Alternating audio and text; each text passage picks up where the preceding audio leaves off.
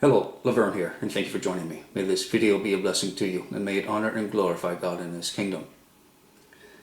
I'd like to explain in this video that my next one is going to be a summarization of all the points I brought up in this video series, everything from the last videos and this one. The reason is I would like to create one video with all of the points I brought up. Now, they won't be explained in great detail. For that, you'll have to watch the previous videos that deal with a particular subject. But my hope is to create a video with all of the points, and therefore it's something that if you are someone who believes as I do that Paul is a false apostle, you will then have a video that you can pass to your friends that has many points that I believe have not been brought to the table before. As well, if you are someone who thinks that I am a heretic, a false teacher, and so on, you also will have a video that you can pass on to your friends, asking them to refute the points that I bring up.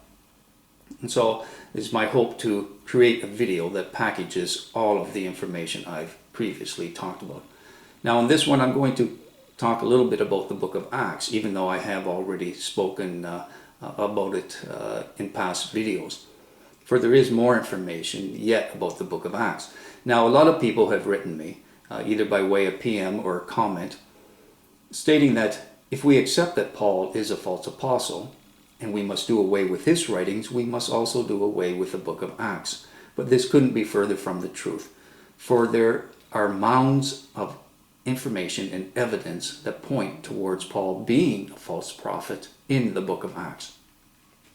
I've explained a little bit about this. For when we look at how Paul treated Mark, what we see is that he had a heart of unforgiveness, a hard heart. What we see is that Paul talked the talk, but he did not walk the walk.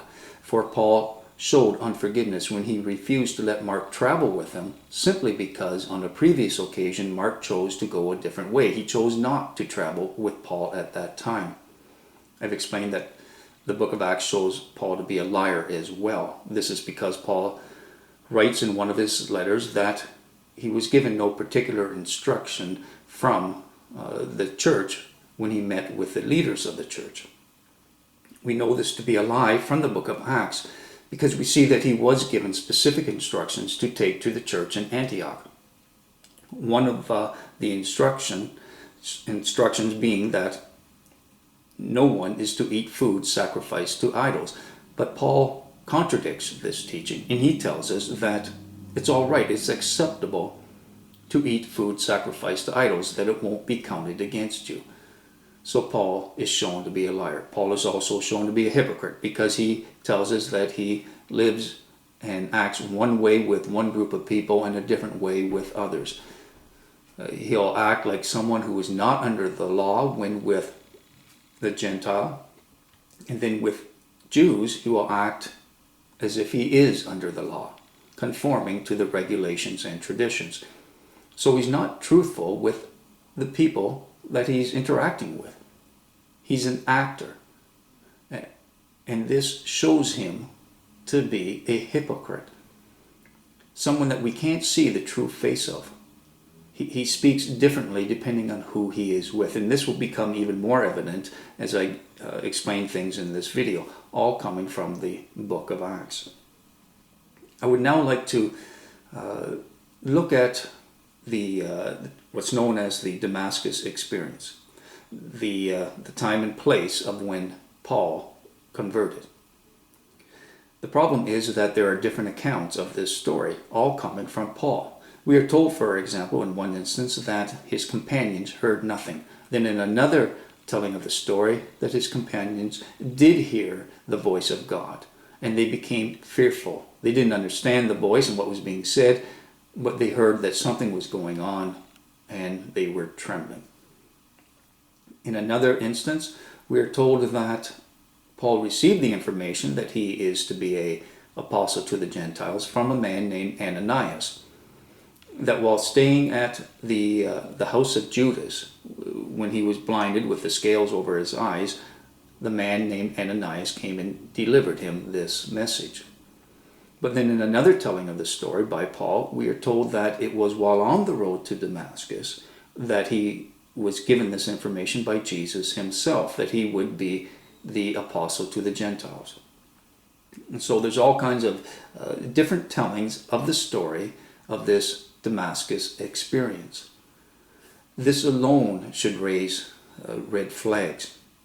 But what about the events that transpired directly after this so-called conversion experience? For what we find is that Paul is found in the house of Judas. The house of Judas. Does this not send up a red flag? For it should. The term house of a particular person is used in the scripture oftentimes to describe the descendants of someone. For example, Jesus is known as being a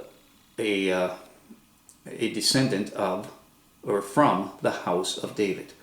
We are told that Jesus is from the house of David, meaning he is a descendant from David. Well, the first thing we find about Paul after his conversion is that he is in the house of Judas. Now think of all the thousands of different names and thousands of different households we could find him in. To find him in the house of Judas is not a coincidence. Judas was the apostle who betrayed Jesus. He was one of the 12, but the one who betrayed Jesus. He was a son of perdition. And that's where we find Paul. We are told that he is in the house of Judas. This is very clearly identifying Paul with Judas, the one who betrayed Christ. Now, people want to say that this is simply a coincidence and we can't consider this as evidence against Paul, but consider the odds of the house of Judas being described as where Paul is found right after his conversion. Then consider the man who comes to see him, the man Ananias. 3 times a person by the name of Ananias are mentioned in the Bible, all 3 times in the book of Acts.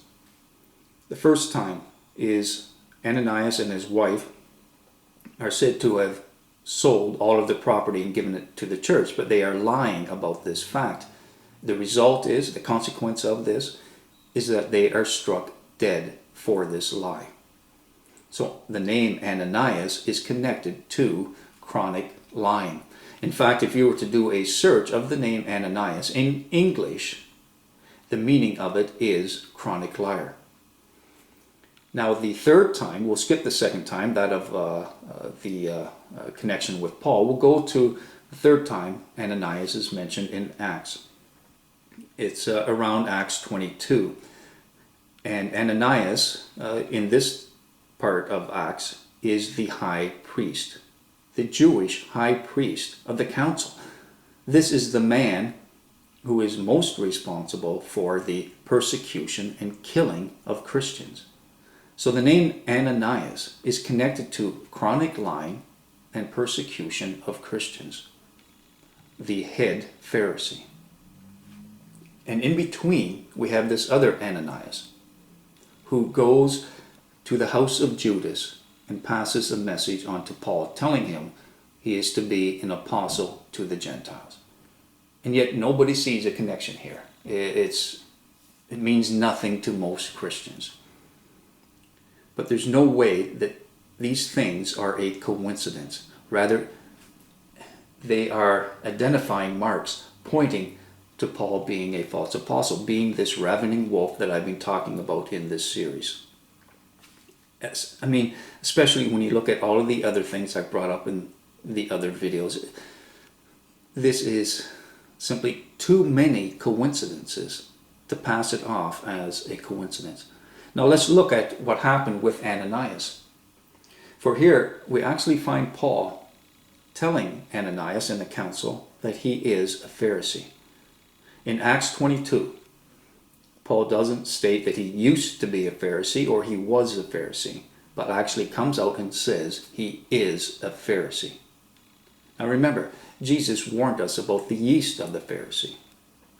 And so even long after Paul's conversion, he no longer considers himself simply as, or he doesn't simply consider himself an apostle to the Gentiles, but he actually still refers to himself as a Pharisee. And that's exactly what he is. He is a Pharisee, a ravening wolf pretending to be an apostle to the Gentiles. And this information is given to us in the book of Acts. Consider that everything leading up to this point. First, Paul is coming from Asia Minor, where he's been living with and acting like one of the Gentiles, someone who is no longer under the law. Then he comes to Jerusalem, and when he's confronted, he then acts like a Jew who is under the law. When he's arrested, what's he do? He says, hey, you can't treat me like a Jew because I'm a Roman citizen. And then when he's brought in front of the council, he says, hey, don't think of me as a Roman citizen. I'm one of you. I also am a Pharisee. We see Paul changing who he is depending on where he is and who he is with. This is not something a Christian would do. Rather, this is something that Satan himself practices. We see this in the Garden of Eden, in writings found outside of the Bible. For Satan confronts Adam on a number of different occasions in different forms. He comes to him as a serpent, as a man, as a woman trying to seduce him, and as an angel. In the same way, we see Paul doing the same thing. He takes on these different forms, these different characters, changing who he is depending on where he is. That is not something that a child of God does. Now let's look at the Epistle of James and the writings of Paul.